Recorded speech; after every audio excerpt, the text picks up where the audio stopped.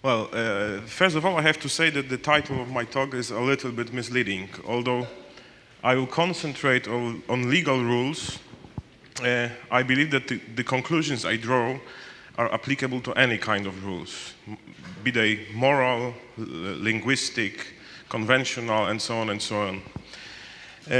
As regards the intersection between law and neuroscience, it was some 10 years ago that a new discipline emerged, which is usually called neurolaw. Neurolawyers are interested in a number of issues, from very practical to quite abstract. The practical include the use of neuroimaging techniques in criminal trial. These are the so-called neuroscience-based lie detectors. It ranges through the assessment of the methods and theories used in the evidence law from the point of view of the insights gained in neuroscience, evolutionary biology, and so on and so on, to more abstract and general problems, such as the characterization of legal reasoning. For instance, there are quite interesting studies which compare the way judges of the first instance and judges of the appellate courts reason. And finally, there is also the most abstract, the most general level, and at which we can try to look at some presuppositions of legal constructs from the point of view of neuroscience or biology in general. For instance, some theories in civil law, like the theory of the meeting of the mind, presupposes some anthropological thesis, and these theses are characteristic of the 19th century psychology and are completely incompatible with what the science is telling us right now. So the question emerges whether the advancements in neuroscience and biology in general may influence our legal constructs. But during this talk, I would like to move one level up on the scale of generality, and I would like to try to shed light on the question which may be called the holy grail of legal philosophy. That is the question, what is law? This is the question that has preoccupied legal philosophers for at least 200 years. And every 50 years, some famous legal philosopher complains that it's a scandal, that no one has ever formulated a definition of law that would be acceptable to anyone. So my goal today, one of the goals, is to try to show the reasons behind this situation. I will try to show why this is the case, that we cannot formulate a commonly acceptable definition of law. But before I go to this, I reach this conclusion, we need to start from the very beginning. We need to start from the question, what are the problems involved in this enterprise which we call defining law? And I believe that this question, what is law, or what is a legal rule, maybe or has three different dimensions, and all the three dimensions must be taken into account in order to arrive at a satisfactory conception of what the law is. And the three dimensions are well encapsulated in the following question. The first is the ontological question, that is, what is the ontological status of legal rules, or what kind of entity legal rules are. Secondly, there is the normativity question. Where does the normative force of legal rules come from, or why legal rules are objective reasons for action? And finally, the psychological question, where does the motivating force of legal rules come from, or, put otherwise, why people usually follow legal rules? Now, the most controversial of this question, I believe, is the second one, the normativity question. Because one may ask, what does it mean that something is an objective reason for action? Let me give a very brief characterization of this notion. If something is an objective reason for action, we can easily see that it is objective, so it's not subjective. Second, it is a reason. If it is a reason, it is not a mere psychological motive for action. This translates into the role of reasons. If something is a reason, then it may be subject to discussion. If something is a reason, it may be adduced to justify a certain course of action. This is a very general or sketchy characterization of the notion of objective reason for action, but that's what suffices for our purposes today. Now, I will start by presenting a very old theory of law, which is of special interest because we are in Poland. Almost exactly 100 years ago, the most famous Polish legal philosopher, Leon Petrażycki, proposed the so-called psychological theory of law. It was probably the first full-blooded psychological theory of law. Now, how does he define law in the psychological terms? Before I present his definition, we need to begin with the methodology he uses. For instance, he says, and I quote here, in order to divide the law scientifically into kinds and determine the differences between them, one should know the genus of law. It is thus necessary to recognize to which higher, more general category of phenomena law belongs. And when you look at this short quotation, you may easily realize that, methodologically speaking, Petrażycki was an Aristotelian. And there are two characteristic Aristotelian features here. The first one is that he's looking for a definition which is called the essential definition, a definition of law which would capture the nature of law. And the second characteristic feature is that Petrażycki is looking to base jurisprudence, to base legal philosophy on a more fundamental discipline. And for him, the more fundamental discipline is psychology. According to Petrażycki, psychology is at the basis of all the humanities. Petrażycki was very dissatisfied with the psychology of his time. I remind you that it is well before Freud and all the revolutions that took place in the first half of the 20th century. It is more or less at the time when Wundt were beginning experimental psychology. But the psychology in Petrażycki's time was of Kantian origin. And what he does, he tries to develop further the Kantian approach to mental phenomena. And for instance, he says, and this is important for the definition of law I will provide in a moment, that one should distinguish not 3, but 4 basic forms of inner experiences and 4 classes of mental elements. Emotions, that is impulsions, or two-sided mental experiences, sensations, feelings, that is passive one-sided experiences, and processes of the will, that is one-sided active experiences. What he adds to the Kantian framework here is the category of emotions or impulsions. How does he distinguish between emotions or impulsions on the one hand and feelings on the other? He says that the first kind are two-sided, the other kind are one-sided. Two-sided emotion, two-sided mental experiences, according to Petrażycki, pertain not only to the person who experiences them, but also to some other. So there are always 2 persons involved in an emotion. Of course, it is experienced by one person, but this is emotion towards the subject and someone else.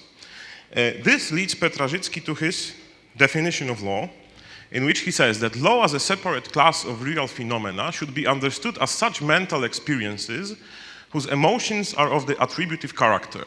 All the other ethical experiences, that is, experiences of exclusively imperative emotions, should be deemed moral phenomena.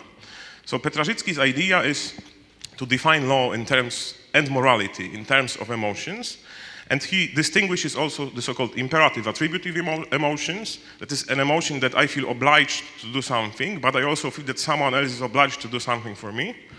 And it differs from morality in this way that when there is a moral emotion, I feel obliged to do something, but I do not feel that someone else is obliged to do something for me. This leads to the following picture of what the law is. Petraszewski would say that law is a complex mental or psychological phenomenon which consists of two things, what he calls representations and the emotions the representations cause. Together, they constitute a motive for action. For instance, if I read a legal act or a legal precedent, or if I read a Bible or whatever kind of text, I represent what I read. I imagine it. For instance, Petraszewski says, I can imagine a fraud. This causes an emotion, and he says explicitly that imagining a fraud may cause an emotion similar to the one when I'm seeing a spider, which motivates my action. It seems, therefore, that Petraszewski answers two of the three questions I enumerated at the beginning. He answers the ontological question. Law is a complex mental phenomenon, and he answers the psychological question. People follow the law because of the mental mechanism I sketched. However, he does not answer the normativity question, why legal rules are objective reasons for action. So, probably, he's simply a reductionist. He says, well, this normativity question is ill-stated. The problem is that once he moves on the level of the legislator, he says something like that. The essence of the legal policy problems boils down to scientifically justified prediction of the effects of enacting legal provisions. Legal policy aims at developing such principles which, introduced into the legal system or in some other way, would yield the required effects. When we look at it, it seems that the legislator is someone who uses reason, who acts according to one rule, which is an objective reason for action, and this is the rule of instrumental rationality. Put otherwise, it seems that normativity does not, at the first side, it seems that the normativity question is ill-stated, but when we look at the level of the legislator, it re-emerges. So we cannot dispense with normativity and objective reasons for action altogether. But this makes us treat the legislator as a kind of superhuman, someone who may use reason, and other people only act according to the motives for action. Of course, what Petraszewski did 100 years ago is first, bad methodology, and second, very bad science, at least from judging by our current standards. But I think that philosophically there are more interesting things here.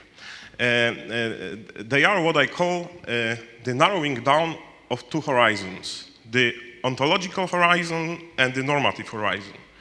That is, I believe that his theory shows that we will always fail to say what the law is or what some other normative system is, unless, as long as we do not try to explain all kinds of normativity and what all kinds of rules. So when we want to develop a theory of law or a theory of morality, we need to develop it against the background of a more embracing theory of what a rule of behavior is and where the normative force of rules come from.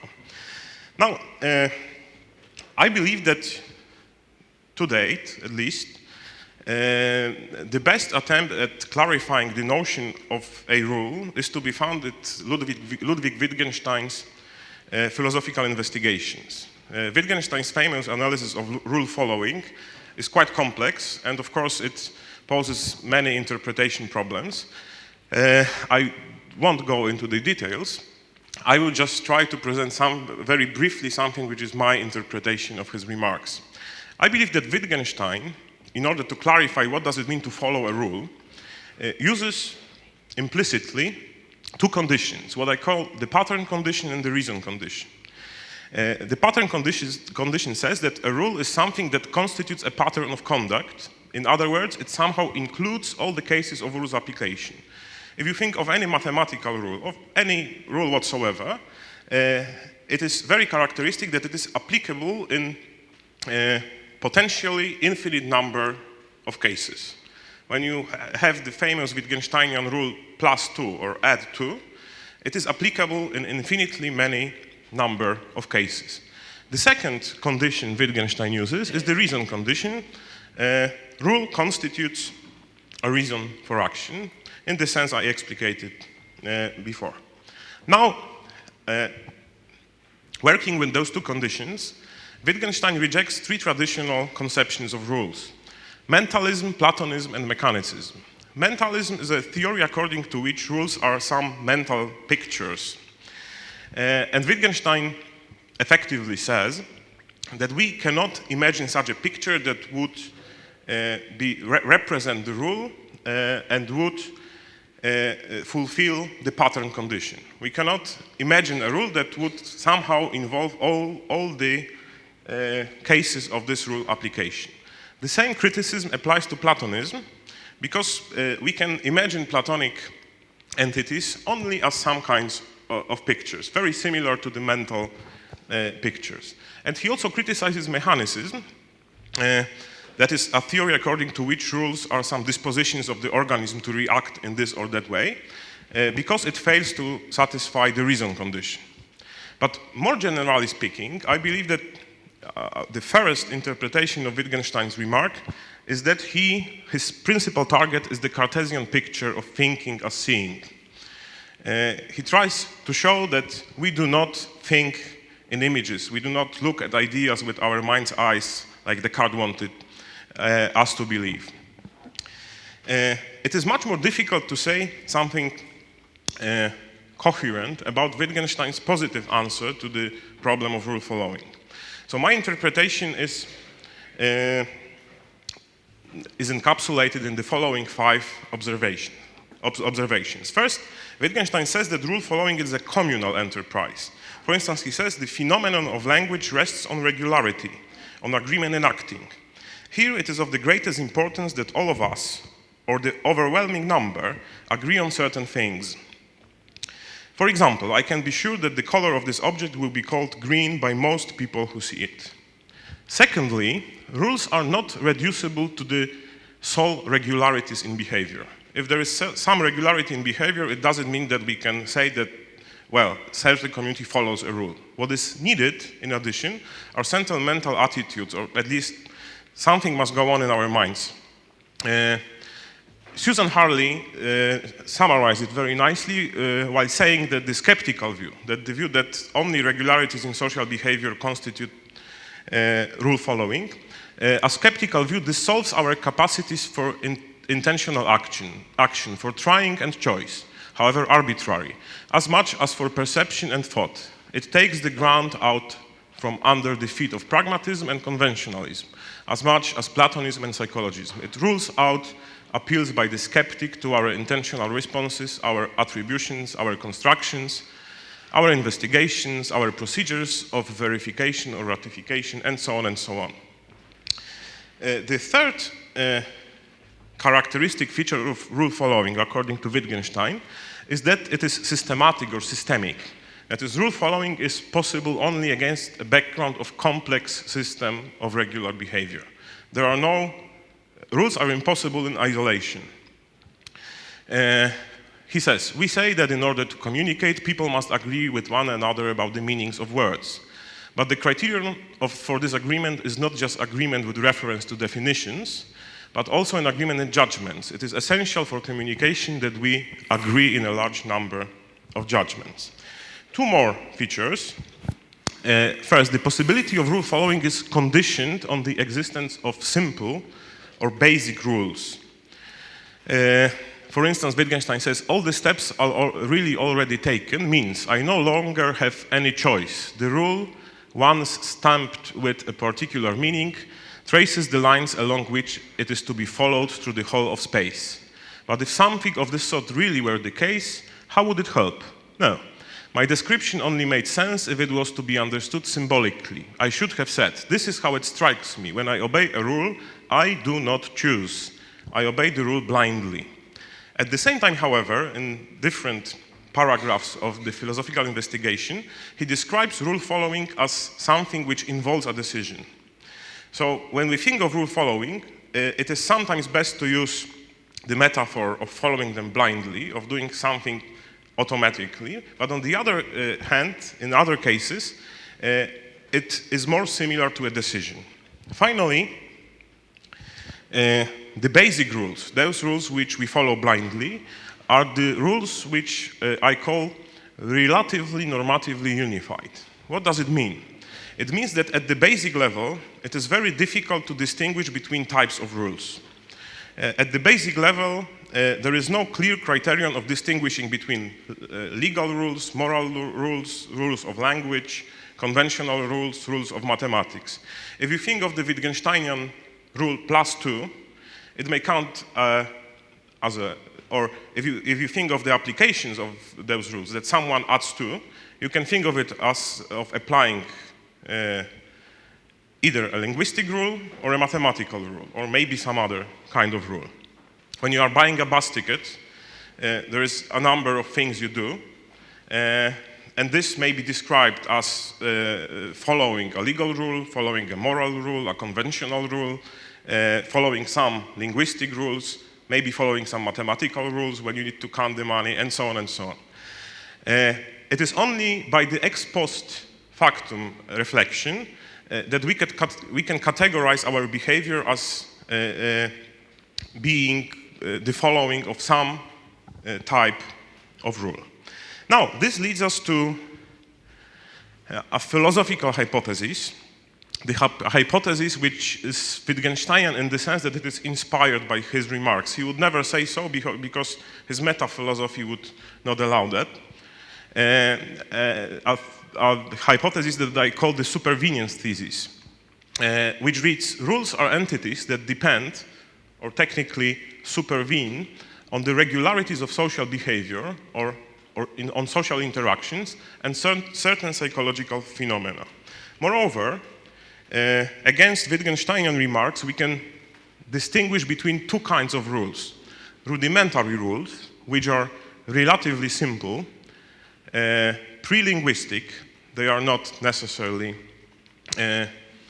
we do not need language to have such a kind of rule, and they are followed blindly, almost automatically. We do not reason while following those rules.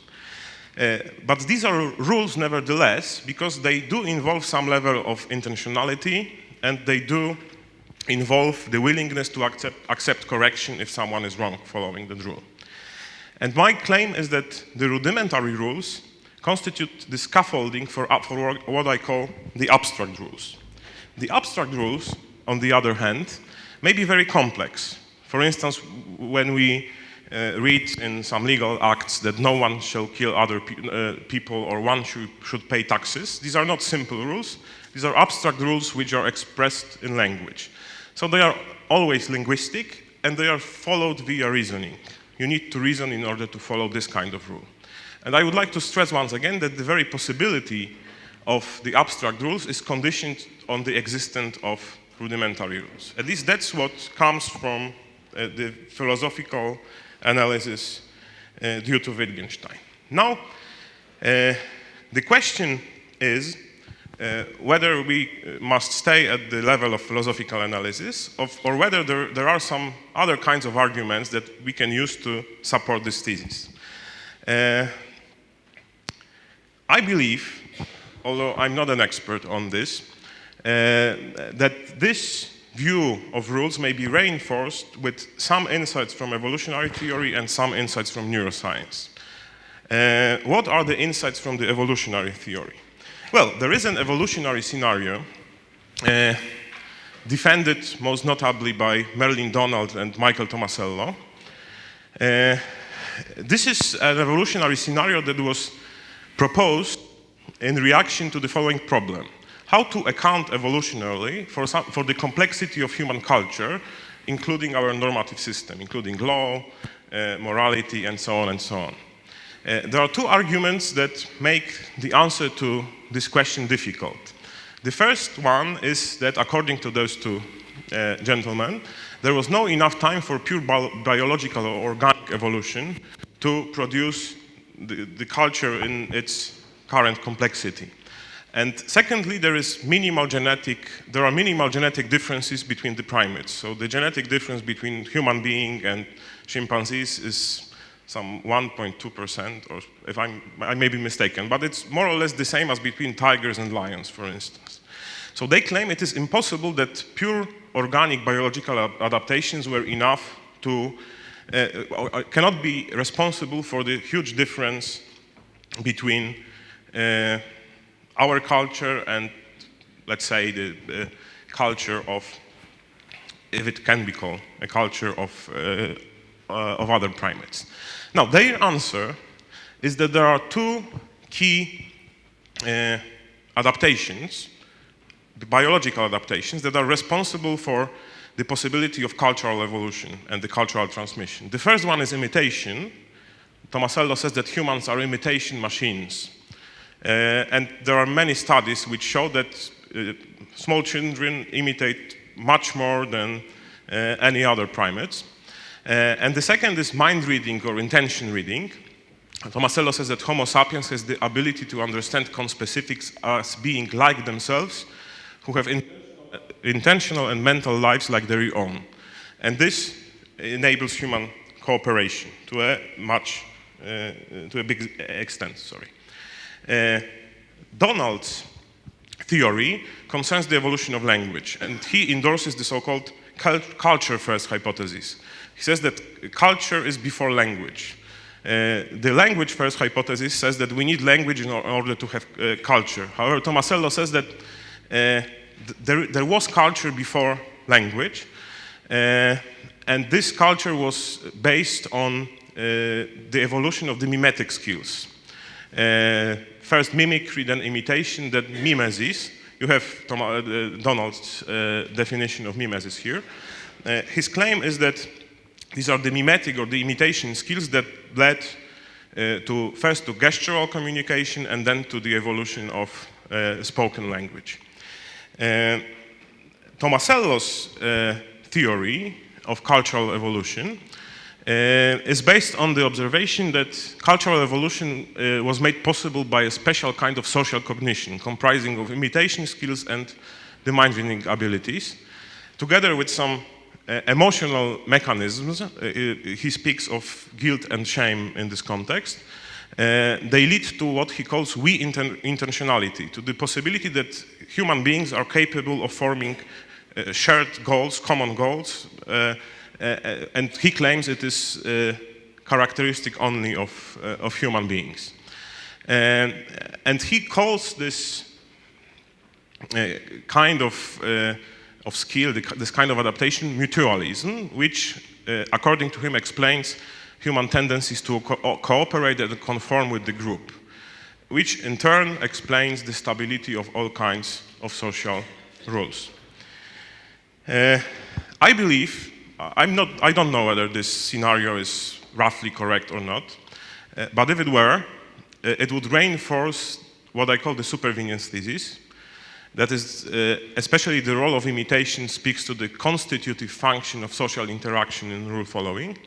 And it would also reinforce the rudimentary abstract rule distinction, because it would mean that, at least phylogenetically speaking, there were non-linguistic, simple rules that constituted the scaffolding for the emergence of language and for the emergence of the abstract rules. And they are also relatively normatively unified. Now, let me have a look at the same problem from the point of view of neuroscience, but very generally understood. There are very nice studies of rule-guided behavior, but those studies concentrate on the role of the prefrontal cortex in rule following.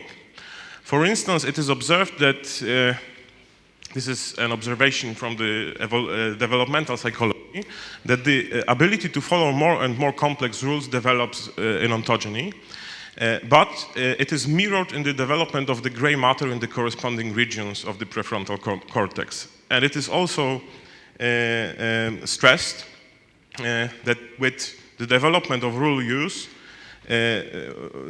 some other skills develop, like self-awareness and language skills.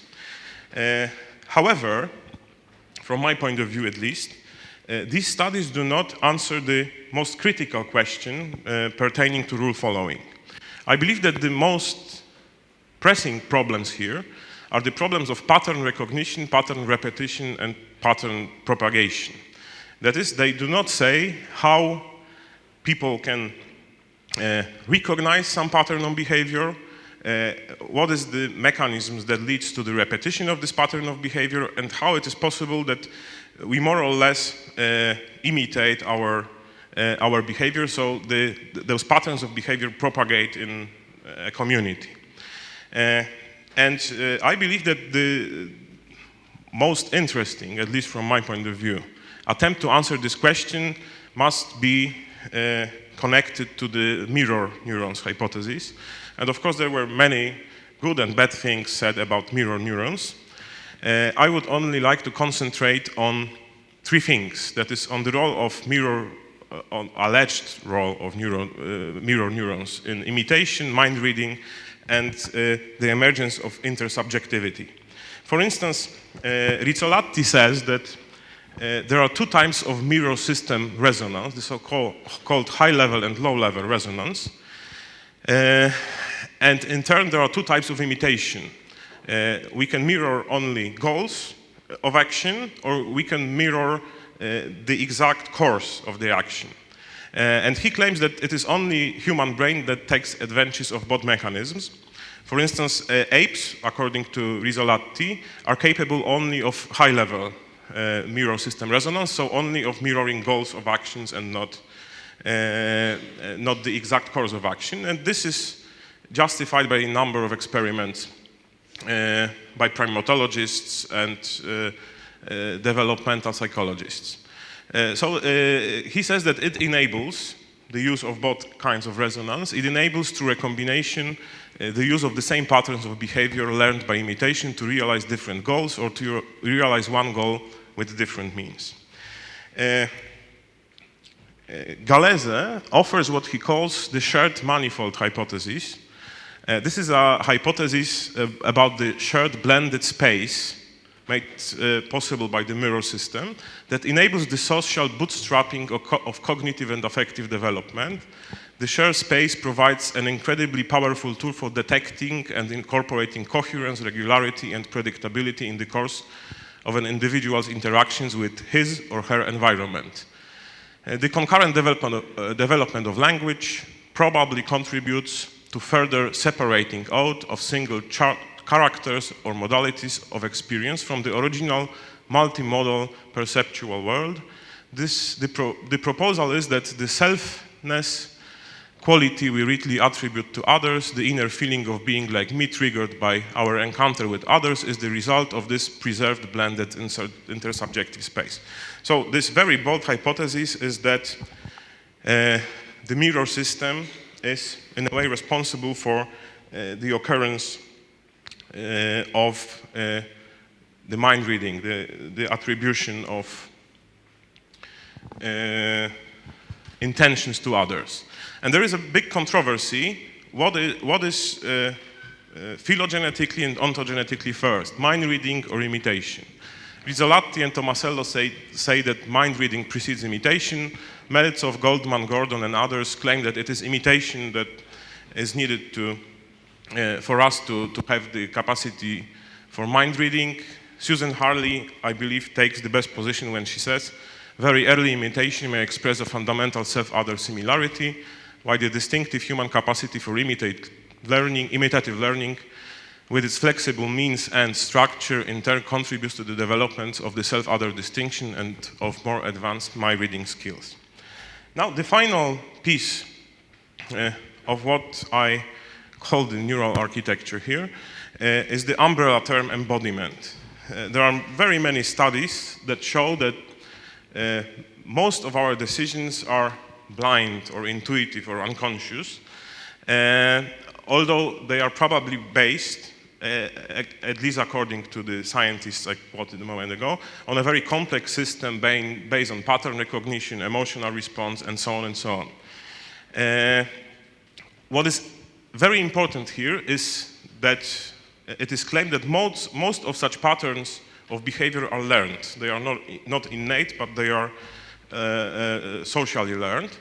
And it is claimed that such embodied, unconscious, intuitive decisions are common in many areas of human activity, from morality, through language, tool use, and so on and so on. On the other hand, reasoned decisions are relatively rare. The emerging picture of rule following is the following. We can have what I call the rule-guided behavior. These are relatively rare cases of following a rule consciously by reasoned decision with the use of what I call the abstract rules. And there is rule-complying behavior. These are embodied reactions or actions. It is blind, in the Wittgensteinian sense, rule following. This would be the use of the rudimentary rules.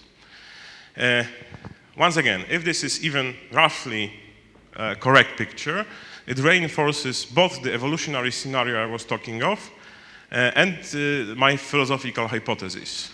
It reinforces the Supervenience Thesis because, you know, the social direction, sorry? It's probably saying that I should finish by now.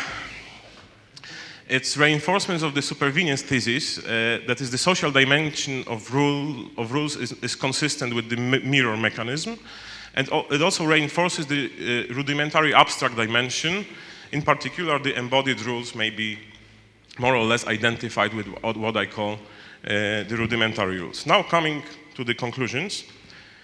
Okay, just one thing here. There are very many biological theories that would invalidate what I was saying.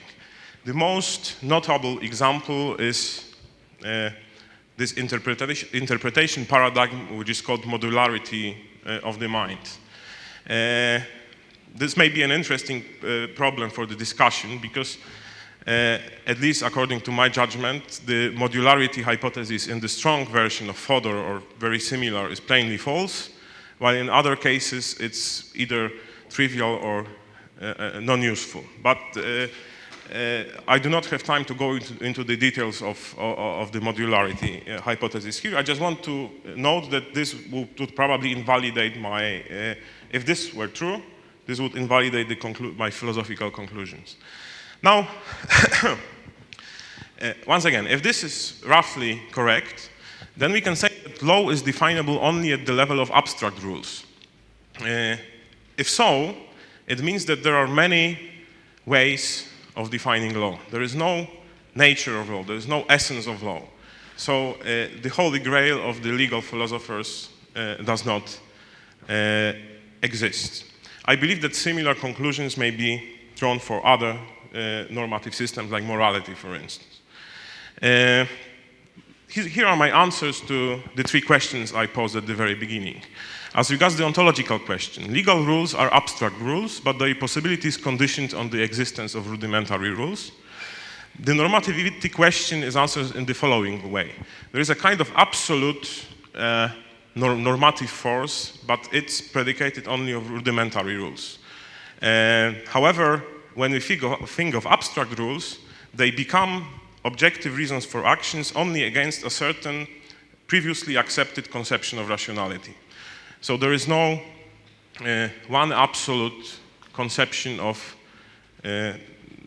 abstract rules as reasons for action. Finally, the psychological question is answered through this umbrella term, embodiment. People do follow, maybe not legal rules, but they do act in a way they do because most of their actions are embodied. And of course, sometimes some rare reasoned decisions are possible. And two final remarks. The first one concerns the role or the problems a philosopher may find while trying to enter into the world of neuroscience. The first remark is that when analyzing the structure of biological or neuroscientific theories, one must take into account that the structure of those theories or models, as Professor Dudaj would probably say, is quite different than that of physics. For instance, when Tomasello constructs his conception of cultural evolution, he bases his claims on, of course, it is very general theory. It's not a low-level theory. It's all-embracing theory. But he looks for neuroscience, primatology, developmental psychology, evolutionary game theory, and several other disciplines. The criteria he uses for arguing for his position are that of coherence and convergence, and not empirical adequacy only. Second, there are very many interpretation paradigms with a lot of philosophical load that are used in those disciplines. For a very good and very general example, again, is evolutionary psychology, which interprets every experiment according to the idea that there are modules in our minds which develop in the Pleistocene, and really everything can be explained in this way. And the third interesting thing is that there are some borderline cases. There are some theories which may not be biological, or they are somewhere in between biology and philosophy. They have many philosophical assumptions. And the final remark concerns what may be the role of philosophers, or how philosophers may help neuroscientists or biologists. First of all, it may be useful to reflect on the mechanism of biological theory or model construction. For instance, philosophical analysis may try to find some interesting measures of coherence and convergence. Second, philosophers may try to uncover the hidden philosophical presuppositions of biological theories and interpretation paradigms. Very nice example is when you read Professor LeDoux's Emotional Brain. He tells the story of how emotions were treated like 50 years ago. And this was clearly based on some philosophical assumptions. So, of course, right now it's easy to say that it was back then, but it's quite probable that today's interpretation paradigms in neuroscience or in biology may have the same philosophical load, we just do not realize it. Finally, the most controversial thesis is that some philosophical theories may serve as additional mechanisms for the selection of biological hypotheses. For instance, if you agree with Wittgenstein and his analysis of rule following, you may be willing to accept one vision of imitation, for instance, and the role of imitation and not the other. But of course, it's only an additional selection mechanism. Thank you very much for your attention.